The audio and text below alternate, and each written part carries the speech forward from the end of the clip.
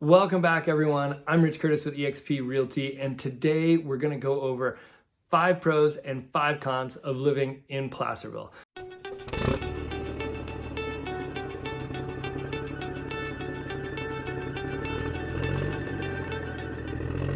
That's right, we're going to go over the cons too. Obviously, I love Placerville. I've lived here since 1997. There's no place else I'd want to make my home, but there are some things you should know that could be deal breakers for you before you move here. So we're going to do 5 pros, 5 cons, and one kind of maybe. I'll let you decide whether it's a pro or it's a con. We'll do that one at the end. All right, let's get right into it. Number 1 pro of living in Placerville and in El Dorado County in general is that it is the gateway to adventure. It is the leaping off point for everything that is fun and exciting to do in the outdoors on the entire western slope of the Sierras. Now look, many of you might not know this, but before real estate, I spent over a decade as a raft guide and a mountain guide and a rock climbing instructor. So outdoor adventure sports are near and dear to my heart, and it's why I settled here and decided to raise a family here. Now I live in Placerville, but really anywhere in the surrounding towns here in El Dorado County, within 15 to 20 minutes, you can be at world-class hiking, mountain biking trails that are actually on the competitive circuit. You can be in whitewater kayaking that is amazing, whitewater rafting that's amazing, flatwater kayaking, paddleboarding, snowboarding, skiing, rock climbing, anything you want to do in the outdoors, it's here for you. If you like motorsports, dirt biking, side-by-sides, four-wheeling, if you're in the overlanding crowd where you're just looking to use your vehicle to get deeper into the backcountry to get away from people and camp, we've got that too. It's amazing. We do it all with our family here, and it's one of the best things about Placerville. Our city sign says Placerville, above the fog, below the snow. It is not my favorite city motto ever. I've long thought we should change that motto to Placerville, the gateway to adventure. In fact, if you're local, put down in the comments if you're with me. Should we change it? Should we get it to be gateway to adventure? All right, so that is my number 1 pro of living up here is all the access to the outdoors, including South Lake Tahoe. South Lake Tahoe is literally just 1 hour away. Makes it a huge pro of living here. Now the point is, by the end of this video, you should be able to decide whether Placerville is the community for you, whether it's a place you think you could live or whether there's a deal breaker on this list. If you're still having trouble at the end of this video deciding, then feel free to give me a call. I get calls all the time from people just like you looking to relocate to El Dorado County that just aren't sure where to start. I love getting those calls. Feel free to reach out. I'll answer all your questions. All right, number 2, downtown Placerville. We actually have a small downtown that is the central hub of life here in Placerville. Now, depending on where you're coming from, but a lot of our people here come from the San Francisco Bay Area and LA. A lot of times you don't have a small town downtown to be that central hub of life. I grew up in South San Jose. There was no downtown to go to, no downtown to point to. Maybe the nearest one might have been downtown Campbell. You could go and there was kind of a quaint downtown. Our downtown still has its historic gold rush downtown look and feel. It's been consistently rated as one of the best small downtowns in America on those lists that they do every year. In fact, Benjamin Moore one year voted us one of the best small towns in America and gave us a whole bunch of money to repaint and revitalize downtown. It really is a beautiful, walkable, awesome place to conduct your business. Now, not only are there the downtown businesses there, but we also have all of the festivals all year round. I mean, we have multiple classic car shows, Oktoberfest, Beer Fest, Wine Fest, Girls Night Out, the El Dorado High School Homecoming Parade, the Wagon Train, the Christmas Parade, the Christmas Tree Lighting Ceremony, the Halloween Parade, and I'm probably forgetting several more. Our downtown association, our local merchants are so committed to keeping downtown the hub of life here in Placerville that they literally shut down both ends of the street to make the entirety of downtown walkable for all these multiple festivals multiple times a year. It's really awesome. It's great to go out with the kids, great to go out and see all your friends and to have everybody come together in a downtown space. Now, in a rural area where we all kind of live far-flung from each other, it's even more important to have these places that are the hub of life for us to come together and socialize, and downtown does that. Not to mention, it has the kind of stores and the kind of shopping that you might have grown up with that you miss. This is not big box retail. Now, never fear if you need that, if you need a Target, if you need a Walmart, if you need an America's Tires, if you need a Pep Boys, we've got all that. If you need a Big O Tire, we've got all the big box places. But we also, in downtown, have these downtown old school shops. We have the oldest hardware store west of the Mississippi, Placerville Hardware, and it is amazing what you can get done in there. For example, I told you I'm into outdoor stuff. I've got a very specific camper shell for my truck that came from South Africa that has very specific bolts that I couldn't find anywhere. I walk into downtown Placerville, I go to Placerville Hardware, and one of the old guys in there can pull out his little measuring device, figure out exactly what I need, and send me home with all the bolts I ever need to put anything I want on that roof rack.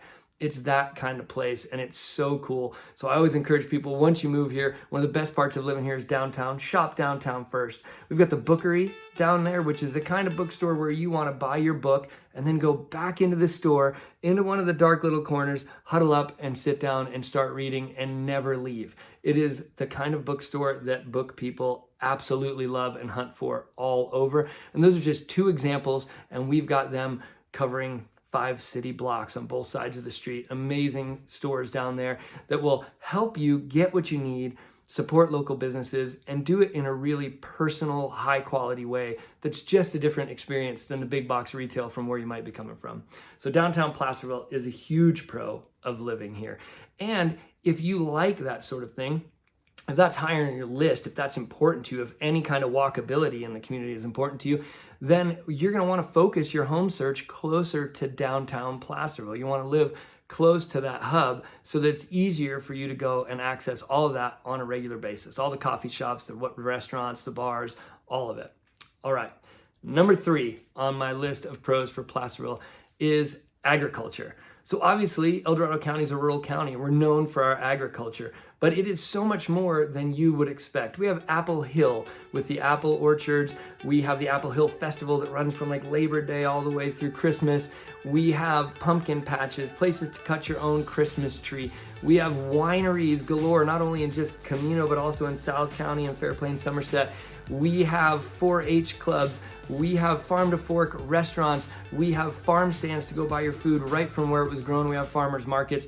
It's an incredible place if you like agriculture, if you like homesteading, if you like growing your own food. Of course, we have properties on acreage up here where you can grow your own food, or if you just like being connected to where your food was grown, this is an incredible place to do that. So the agricultural nature of our county is a huge pro of living in Placerville and El Dorado County in general.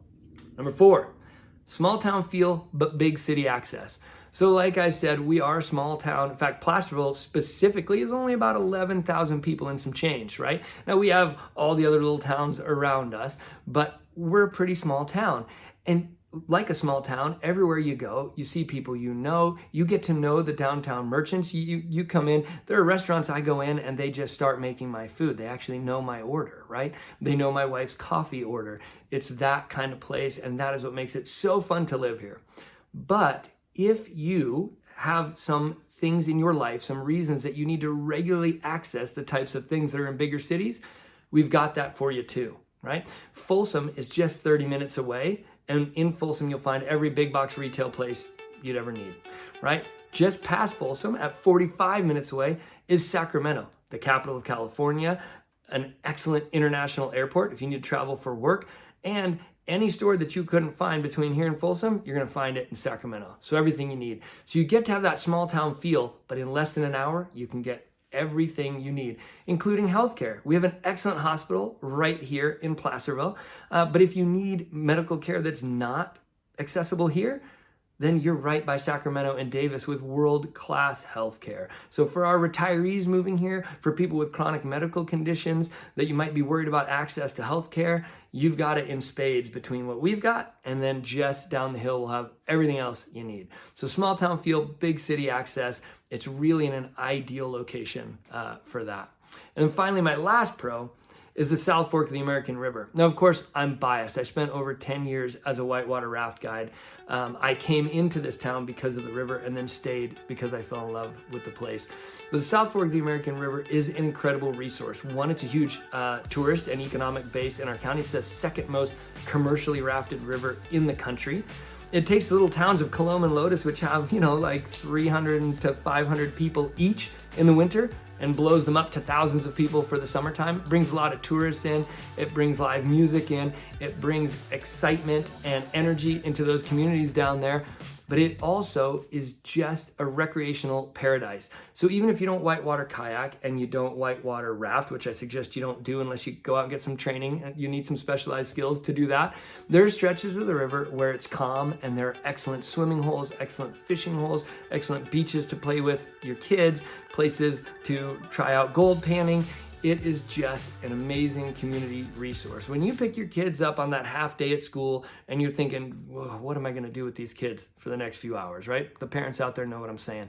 You always have something to do, right? From any of the schools up here that your kids are at, 15, 20 minutes, you're at the river, you're throwing rocks, you're splashing, you're playing, your afternoon is done. Grab a couple sandwiches, head to the river. So it's just a great resource and another sort of hub of life and activity and energy and recreation in our community that makes it really, really unique and special living here. All right, now for maybe the not so good, the cons. And so I'm gonna go through these again. I love Placerville. I wouldn't leave here for anything, but if you're gonna move here, you should know some of these things and you should consider them, make sure there's no deal breakers for you on this list. Number one, traffic. Okay, if you're coming from LA, if you're coming from the Bay Area, then this isn't traffic like you know traffic. You guys have traffic. My head explodes every time I gotta drive all the way down to visit my father in San Jose with the traffic down there. My life is almost traffic-free up here, except for tourist traffic.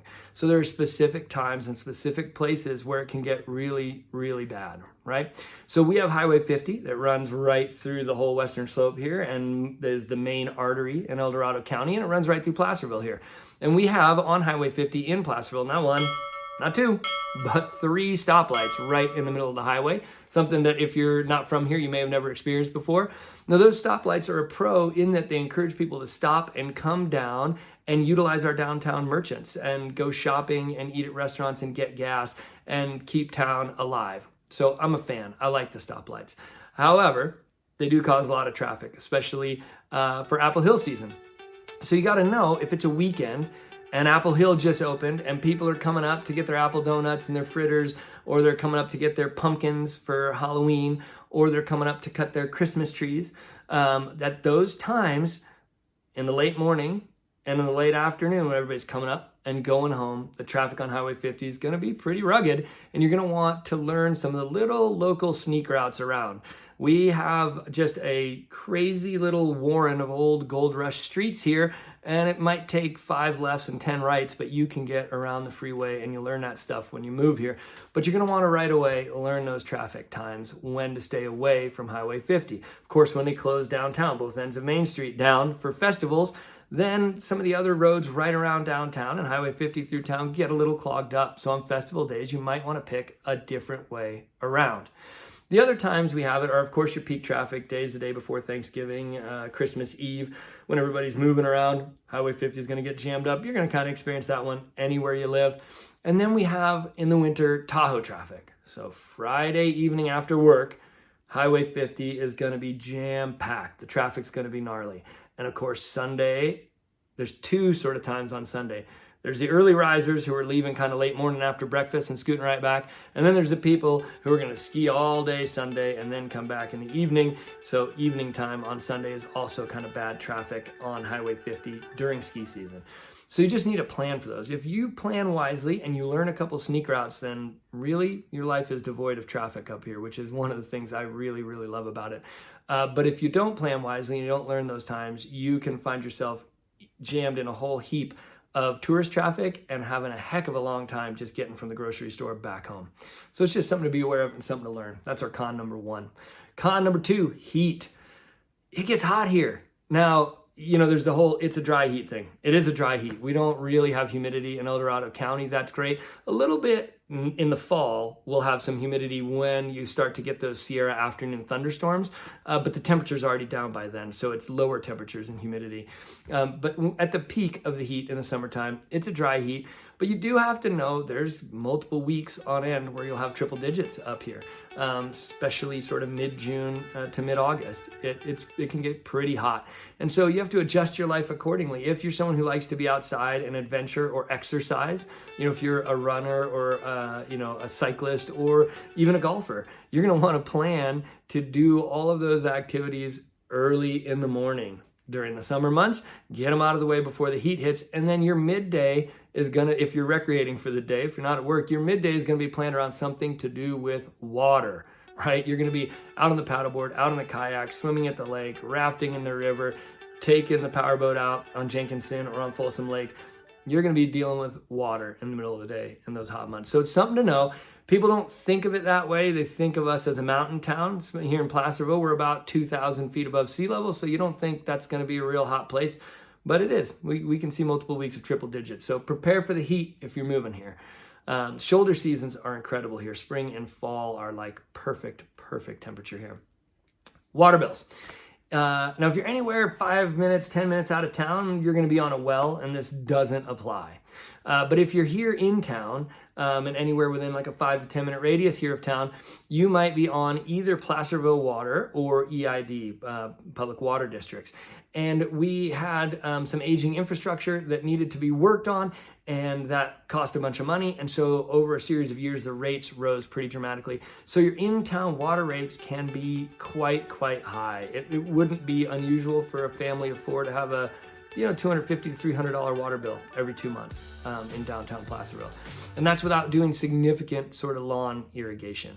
So that's something to know. And if that's something that concerns you or worries you, then you want to focus your home search out of the downtown radius and look for properties that are on a well, where your water is essentially free except for the cost of maintaining your well, maintaining your pump, and occasionally replacing the pump. So water bills can be a little high here. That's a con.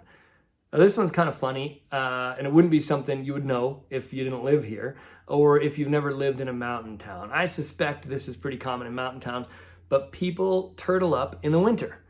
They pull their head, both legs, both feet into the shell, and they chill out for the winter, and they're just less social.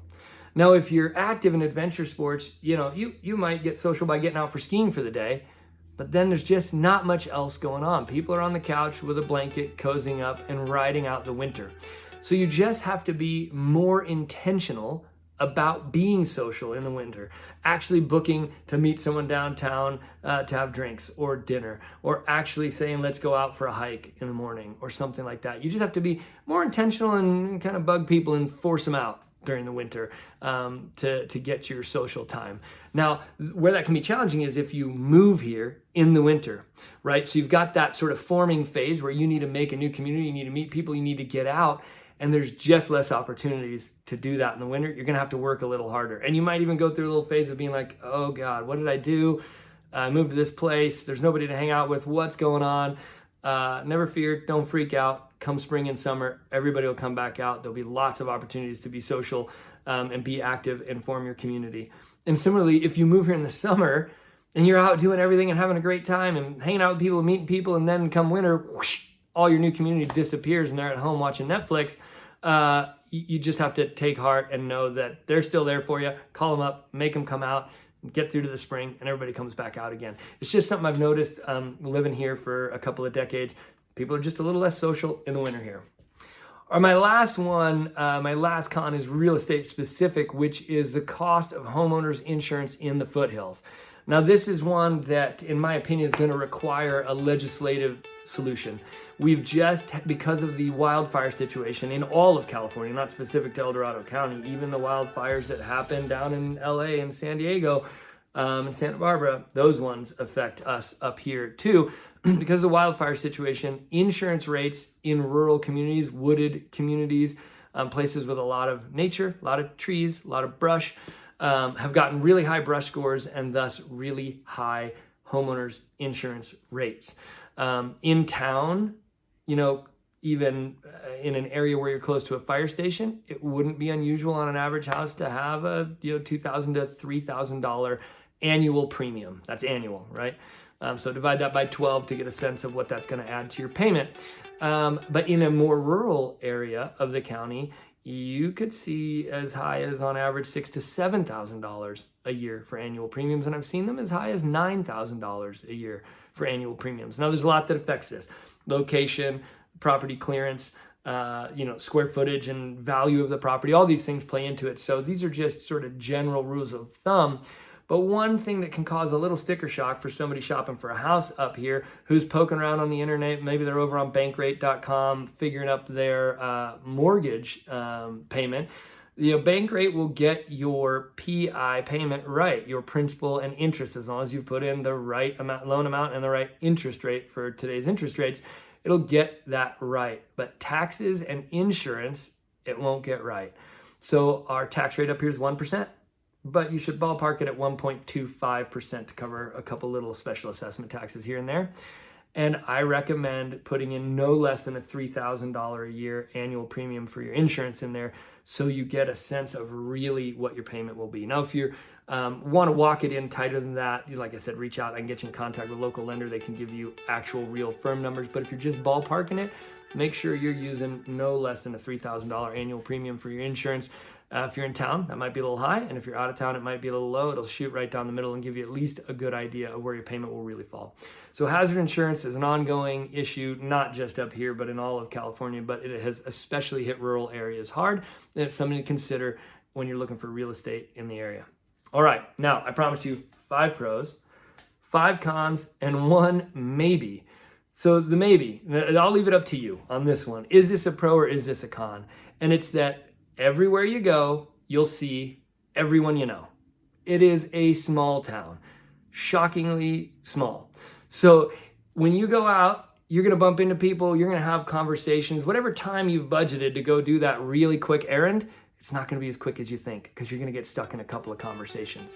And maybe in San Jose or Cupertino or LA, wherever you're coming from, maybe if you got nothing to do at 8 o'clock on a Friday night, you can sneak out to the grocery store and you can buy a bottle of whiskey and a pint of Ben & Jerry's wearing your paint covered ripped sweatpants and your "this is the shirt I work on the car in" outfit, and nobody you know is going to see you, and it's no big deal, and you can just get out, get what you need, and come back. But rest assured, if you try that in Placerville, if you try that in El Dorado County, 2 things are going to be sure. Everybody's going to see you in that outfit, and you're going to have 15 conversations before you get out of the grocery store, which means everybody's going to see that you were planning on making a Jack Daniel's milkshake when you got home to watch Netflix.